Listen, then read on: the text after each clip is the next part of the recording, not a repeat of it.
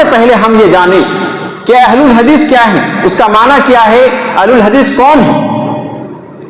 اہل کا معنی ہے والے، اور حدیث کا معنی ہے قرآن، حدیث اور نہج صحابہ کو ماننے والے۔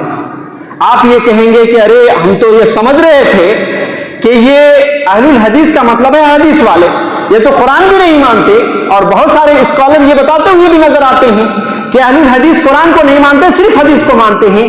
یہ ایک آج کا طالب علم کھڑا ہو کر کے کہہ رہا ہے کہ قرآن والے، حدیث والے اور سلف صالحین کے راستے پر چلنے والے کو اہل الحدیث کہا جاتا ہے۔ آئیے میں اس کی بھی دلیل دوں۔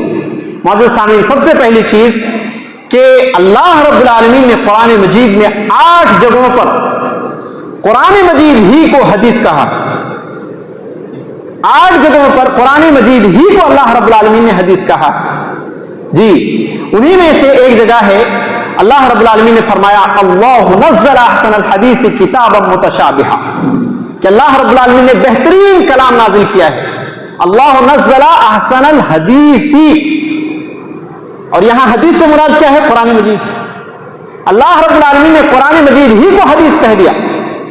اسی طریقے سے اللہ رب العالمین نے ایک جگہ فرمایا فَبِأَيِّ حَدِيثٍ بَعْدَهُ يُؤْمِنُونَ، تو اس کے بعد اور کون سی حدیث پر یہ لوگ ایمان رکھیں گے۔ یہاں بھی جو حدیث کا لفظ آیا ہے فَبِأَيِّ حَدِيثٍ، یہ جو حدیث کا لفظ ہے یہاں پہ حدیث سے مراد نبی صلی اللہ علیہ وسلم کے قول فعل نہیں، بلکہ حدیث سے مراد قرآن مجید کی کتاب قرآن مجید ہے۔ لہذا یہاں بھی اللہ رب العالمین نے خود قرآن مجید کو حدیث کہا ہے، اور اس طرح سے 8 جگہوں پر اللہ رب العالمین نے خود قرآن مجید ہی کو حدیث کہا۔ تو جب ایک آدمی یہ کہتا ہے کہ وہ اہل حدیث ہے، تو ایسی صورت میں حدیث کا مطلب ہے کہ قرآن مجید کو بھی اللہ رب العالمین نے حدیث کہا ہے۔ تو حدیث کا مطلب ہے کہ قرآن والے اور حدیث والے، یہ بات تو کلیئر ہو گئی۔ اور صحابہ کے فہم پر چلنے والے یہ کہاں سے آ گیا؟ آپ کو یہ معلوم ہونی چاہیے، بلکہ جو لوگ علماء ہیں ان کو خوب اچھی طریقے سے معلوم ہے کہ حدیث کی 3 قسم ہیں۔ ایک قسم مرفوع، جس کی نسبت نبی کریم صلی اللہ علیہ وسلم تک پہنچتی ہے، اس کو مرفوع حدیث کہتے ہیں۔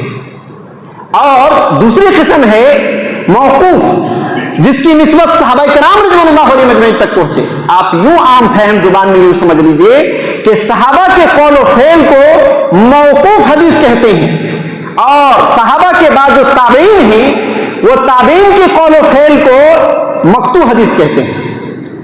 یہ اصول حدیث کی کتاب میں موجود ہے، ہر کوئی پڑھتا ہے۔ لہذا ایک آدمی جب اہل الحدیث کہتا ہے تو اس کا مطلب کیا ہو گیا کہ وہ مرفوع حدیث کو بھی مانتا ہے، موقوف حدیث کو بھی مانتا ہے، اور مقطوع حدیث کو بھی مانتا ہے، قرآن مجید، سنت رسول اور اسی طریقے سے صحابہ کے نہج پر اور صحابہ کے قول و عمل کو بھی مانتا ہے۔ یہ بات ہو گئی اہل الحدیث کا مطلب۔ لہذا آپ اس دھوکے میں نہ پڑیں کہ اہل الحدیث کا مطلب صرف حدیث کو ماننے والے، نہیں۔ اہل الحدیث کا مطلب ہے قرآن، حدیث اور صحابہ کرام رضوان اللہ علیہم اجمعین کے نہج پر چلنے والے جماعت کا نام اہل الحدیث ہے۔